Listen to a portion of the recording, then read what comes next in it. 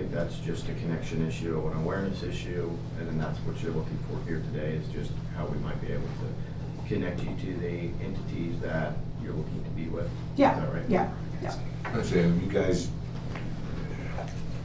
Job and Family Services and Community Action, Sheriff's Office. Sheriff's Office. We actually did the CIT training with the local sheriffs and PD, correct? Yeah, Yes. I participated in that.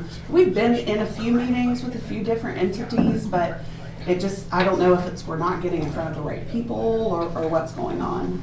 The school systems here haven't been super receptive or willing to kind of meet with us.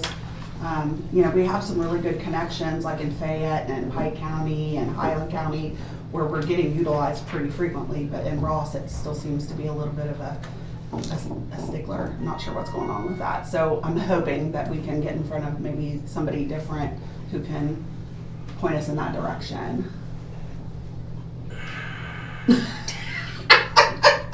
Did you say you have been with the sheriffs? Yes. I don't mind helping them try to find some connections. Yeah. I've met personally with like Joanna Denny here in, you know, with the Chillicothe PD. So I know the adult mobile will get calls from Chillicothe PD on occasion. I think we've got a couple of calls for youth from the Chillicothe PD. We did a meeting with them when you were on vacation with PD, deputies, and CPS. Yeah. So if you get me a list of people that you might want to be in contact with, I could probably help you with some connections and some emails and some contact information. That'd be great. Appreciate that. Thank you. What kind of, let's talk capacity a little bit. We've heard it's 8 bed.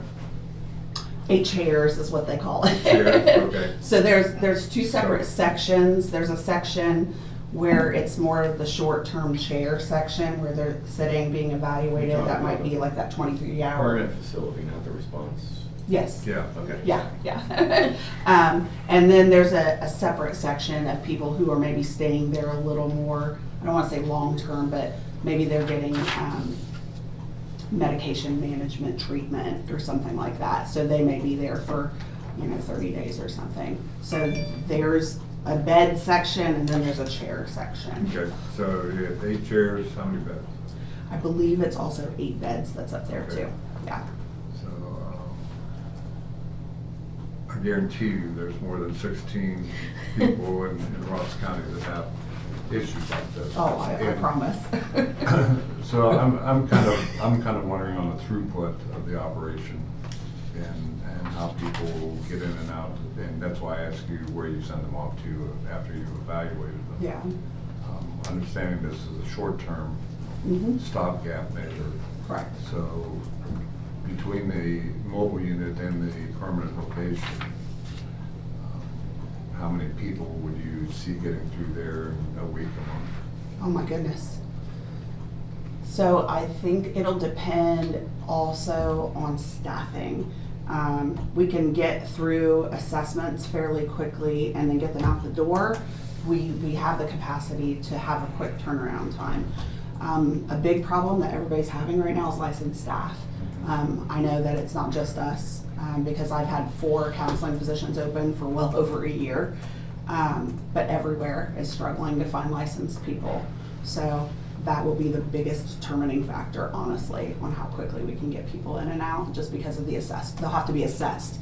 And then, case managers, fairly easy to find, and those would be the people doing the linkage and getting them out the door. It's that assessment period that'll kind of stop it up.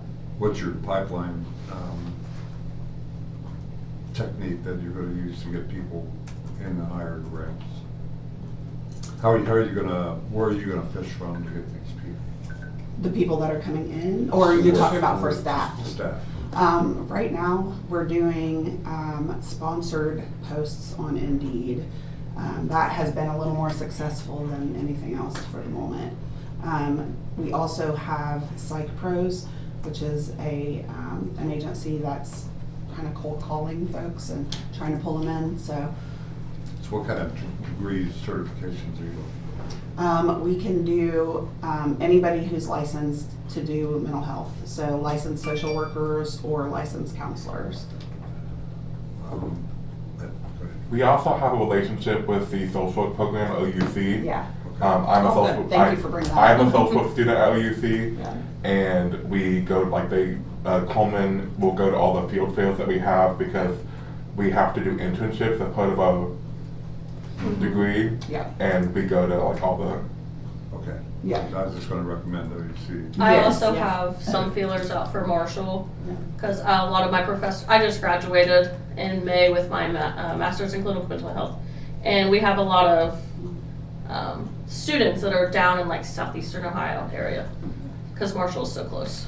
So one of my particular hiring processes is that I try to bring case managers in.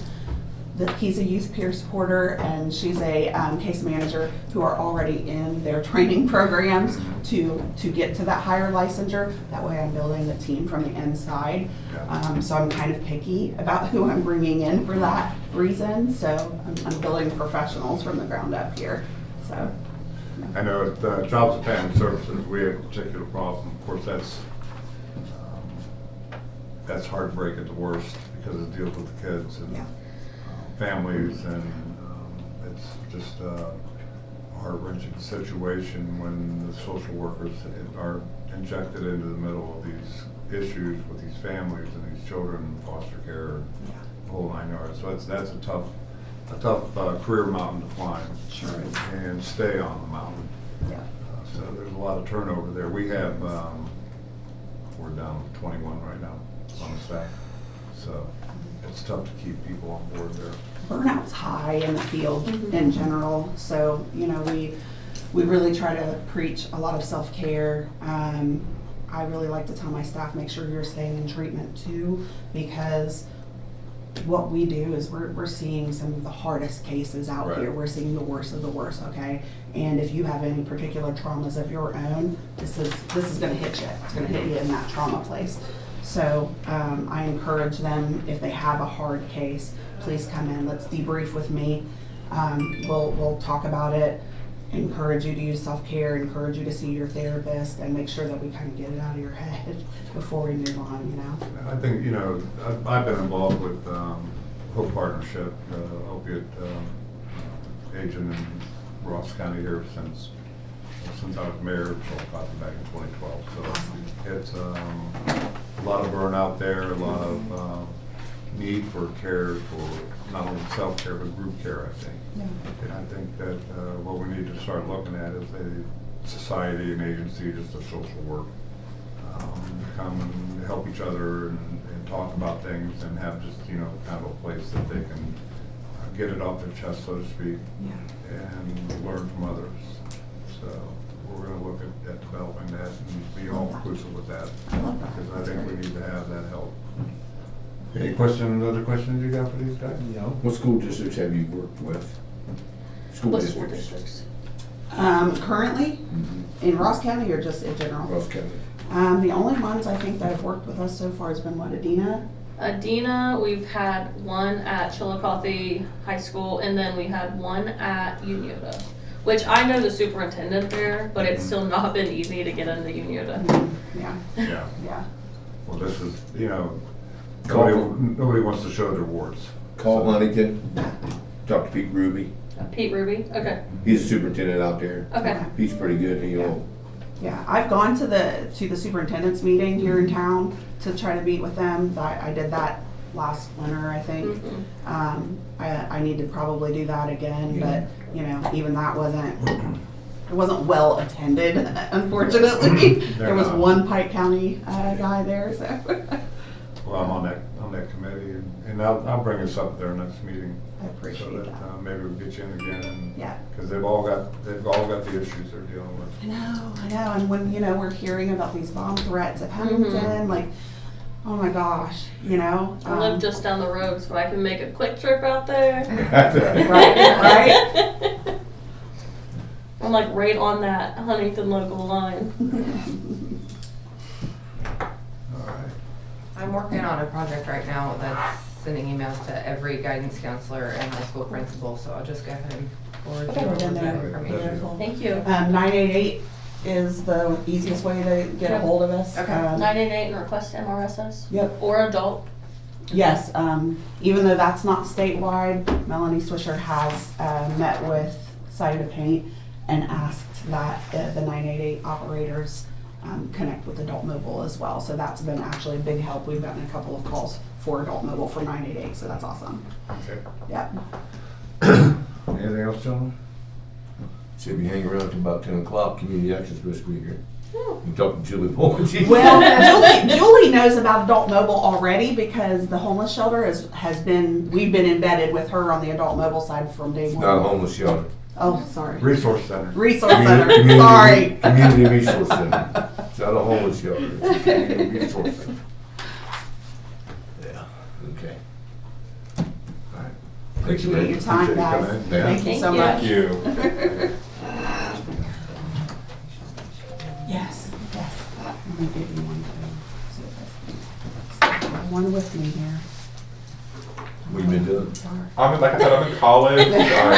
That's my life, has been my life for the last 4 years, so. Just don't do a Steven on me. Stay in college for There we go. 6 years. Yeah, see, I want to go get my master's, I want to go to law school, so, There's one actually Well, already he's gonna sitting stay out in there. law, So. yeah. That Steven finally decided he's gonna, what he was gonna do, and What is he doing now? he's now teaching, he's teaching, his major is history, Oh, nice. but he's teaching at Taze Valley, special education. And then we'll run into him. He's We're in got- Taft Valley all the time. We He's were doing- like he's doing- stationed at He's doing Taze high Valley. school, Yeah. high school Yep, that's great. at Taze Valley. Does he like it? Mhm. That's good. Taze Valley's a good school. I said, I keep telling him, I said, hey, I sent you to college to get a degree in history and you're not even using it. I said, oh, I will one of these days. I said, okay. So, You guys ready? Yep. see you guys later. Your Thank you. time. Thank See you you so later. much for meeting with us. Thanks. Appreciate it. Have a Have a great good day. day. Stay See you warm. later. Yes, you too. Thank you. Thank you.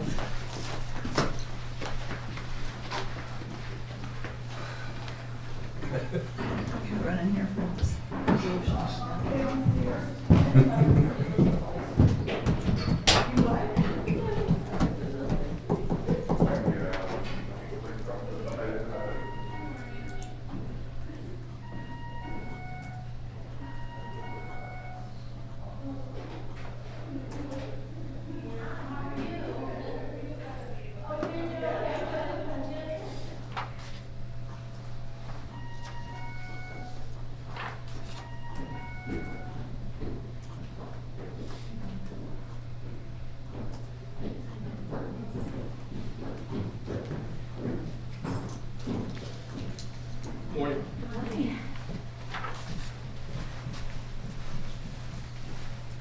Come in. You can just sit around for about 2 minutes. or so. Good morning. How we doing? Morning.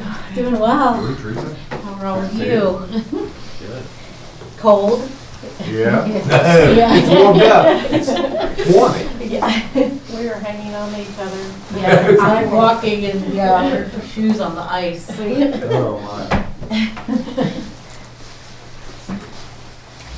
We appreciate you coming in this morning. Absolutely.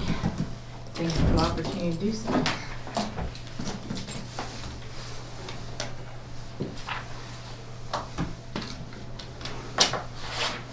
So we'll give Kevin another minute if he decides to show up. Start at 10 here. Nobody comes in here. Commissioners meeting.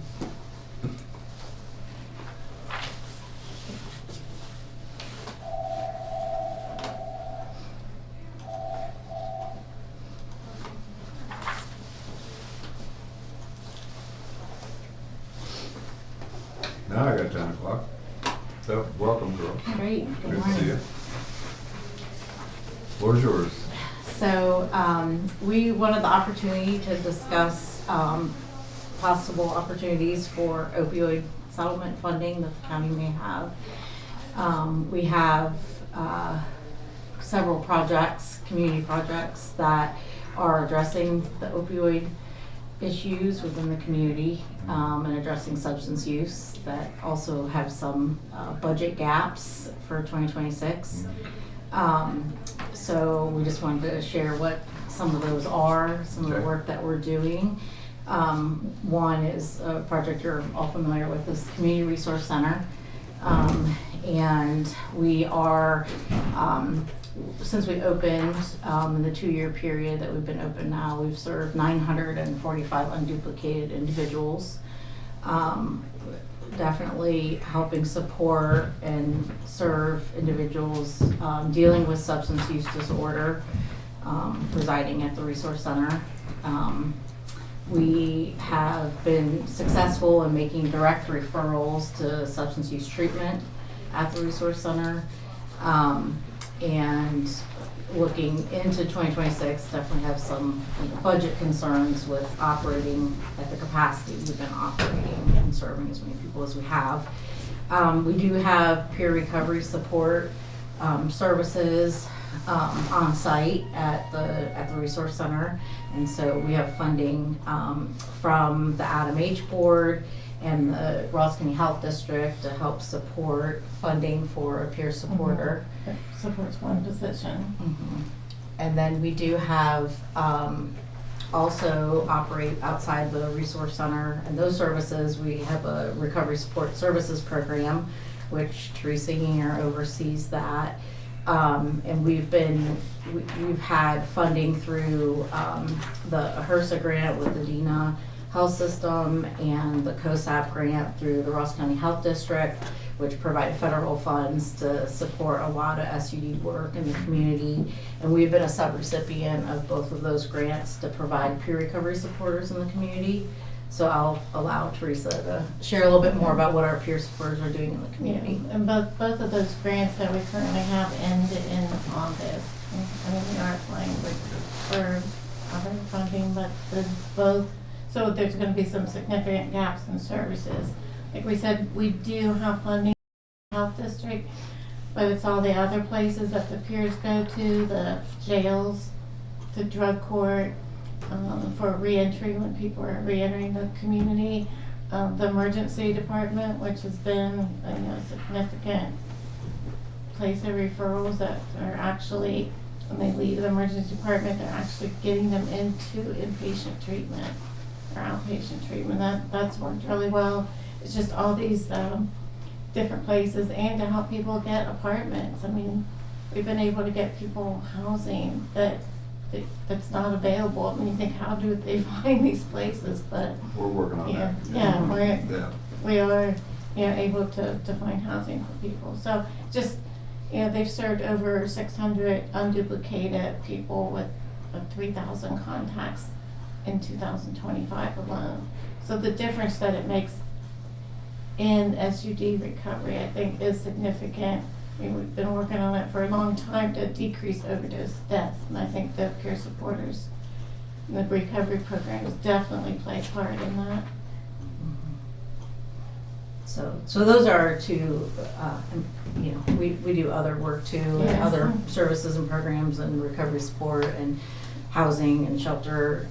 But those are a couple of the programs that we know we're gonna have budget gaps in 2026 to continue operating at the capacity that we've been doing. What kind of percentage do you think of homeless have SUD issues? So I do have some data on that. So when individuals come into the Resource Center, we do an intake with them, and we enter information into the Ohio's homeless management information system, which is called Clarity. And so there are data points that we collect. So as I mentioned, we have served 945 unduplicated individuals in the 2 years we've been operating. And then we do, we ask them when they come in as part of their intake, so this is a self-reported. So for example, mental health disorder, 574 of the 945 self-reported a mental health disorder. 22 reported alcohol use disorder, 170 a drug use disorder, and both alcohol and drug use disorders 215. So those, I would be very confident in saying they're higher than that even because they're self-reported, but does, and so I can't calculate the percentages off the top of my head, but definitely there's significant number of people self-reporting substance use disorder. And 116 were Yes. actually referred to treatment, so. Yeah, which I feel like is a high success Yeah. rate of people actually going into treatment from there. Yeah, it's, I'm sure it's scrambled eggs. Now, the 945, is that individuals or is that touches? Yes, that's unduplicated individuals, yeah, and for a total of, I don't have the households off the top of my head. 779 adult heads of households, so that's 700, almost 780 households. And then for children, that's 100 children under age 18.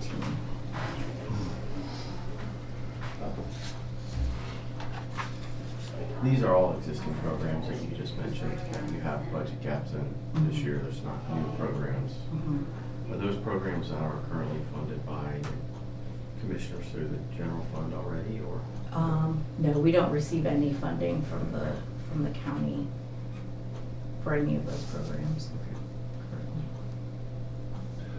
Yeah, do you have like a financial breakdown of funding and expenses that we could take a look at for last year or budget for this year? I can get that to you. I don't have it readily available. We know for the resource center right now, we're estimating about $150,000 gap in funding.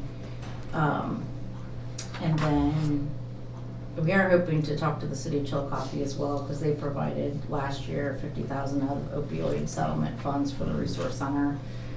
So I plan to talk to them as well for this year. And then for the peer supports, would you? Yeah, 100,000 is what we're short to fund the 2 positions for a year. Like I said, we're trying to look at different funding sources, and I think that some will open up next year. So if we could just have a gap until we get the other funding, but it does seem like there's some coming through our corp again, and some of the other, I think the president has opened up a new funding stream that might possibly be coming down to address opiate addiction. So looking forward to that, but it doesn't help us like right now. It's like right now it's August, these places won't be have any service. I know the One Ohio funds have application enrollment right now happening, and that goes till March. So it's pretty much justified projects that we're really using funds for. It's not opening for money. But I'd like some comparative data too on prior years since the resource center has been open, and a number of homeless and a number of those that are influenced by SUD. So that we can better tie that into the opiate funds if we have some available to. We just signed over 2 pretty healthy checks already this morning for opiate issues. So, what is the ask and what you're going to do with that funding is probably the best way to connect mentally with us. Sure, absolutely. Full consideration on that. Yeah, that'd be great.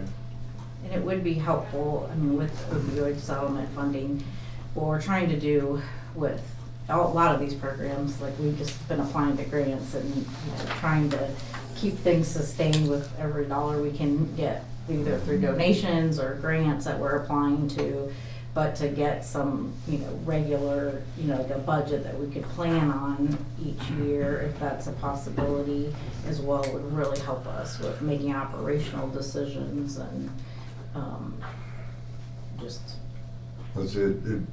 Hopefully most of the things that we give money for have a way to become self-sustaining. Sure. And Sure. this is no way that you're gonna be becoming self-sustaining. I mean, that's just not the business that this is in. Yeah, It's not a right. fault of anybody, Right, it's just right. the condition of the world Sure. that this takes outside money to fund. Yeah, So we get that. sure. And we're gonna take an assessment of where we're at with the remaining funds, and leaving those in the coffers unspent is kind of working against the plan of the whole idea of the money, so. Sure, yeah, and that one thing with the peer recovery supporters, and something that we don't do that other organizations have had the opportunity to do, is we aren't billing Medicaid for our services, which I think there's some advantages then to the services I we're haven't heard that, providing. Yeah.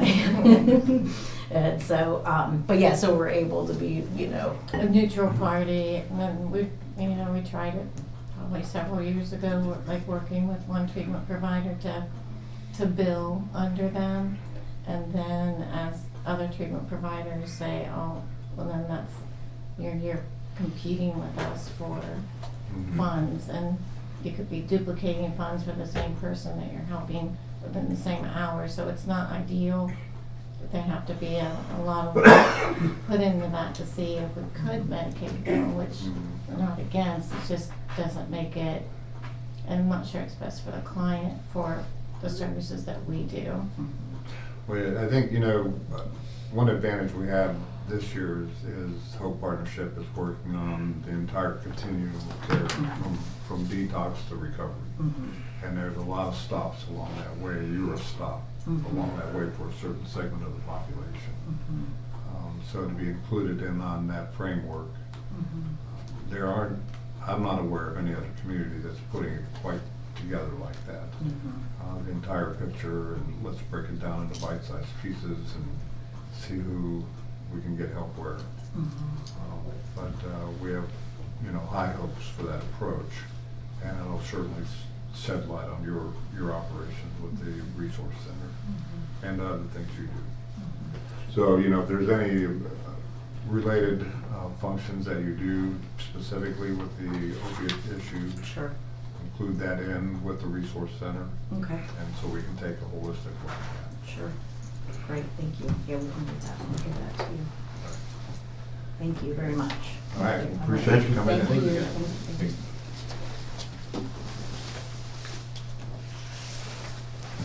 Stay warm out there. Yeah, thank you. Hold on to it, don't fall down. It's supposed to be 38 today. Yeah.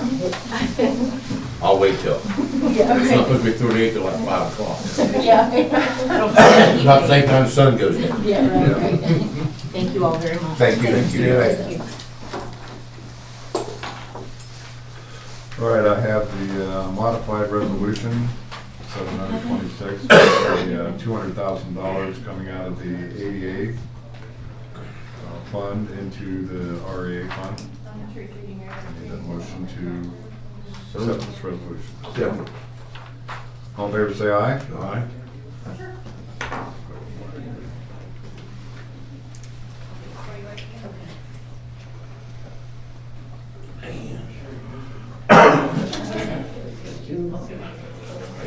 All said and done. Frogs are further stuff. I thought all the frogs were frozen this time of year. Hey Kathy, could you get a total of what we have in the opiate funds? I know there's several categories. I'd like to see what it is per category.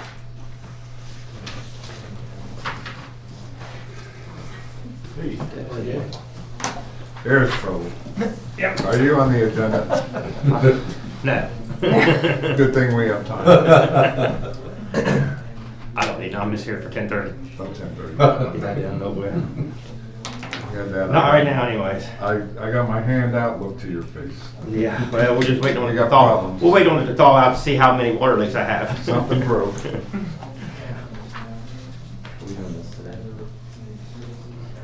Yeah, Jonathan said he was gonna send somebody in, and then, did you get a Elaine or Souza or anything from Rec History Month? No, No. I tried to, but I couldn't find her anywhere. I'm thinking she's on the Community Action Board. Community Action Board. Oh, she is?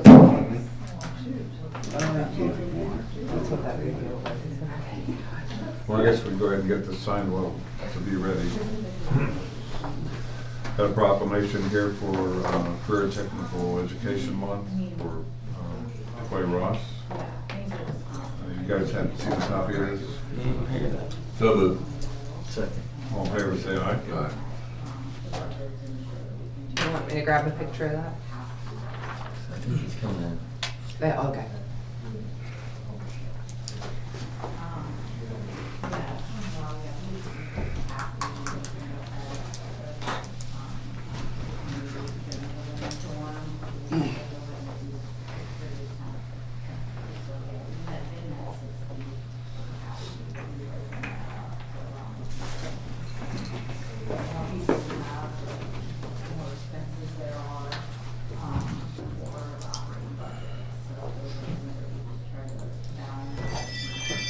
We also have a proclamation here for Black History Month.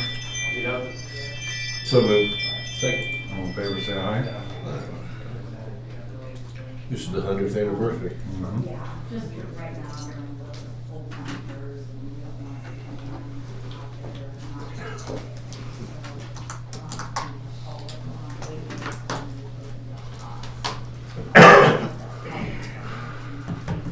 See if I can run her down. She's on the community action board. So she's over. I never thought about that until, I'm thinking, I have a meeting with her every. How often do they meet? Community action once a month. Once a month? If that's all our formal business, I'll make a motion to recess for work session. Okay. Second.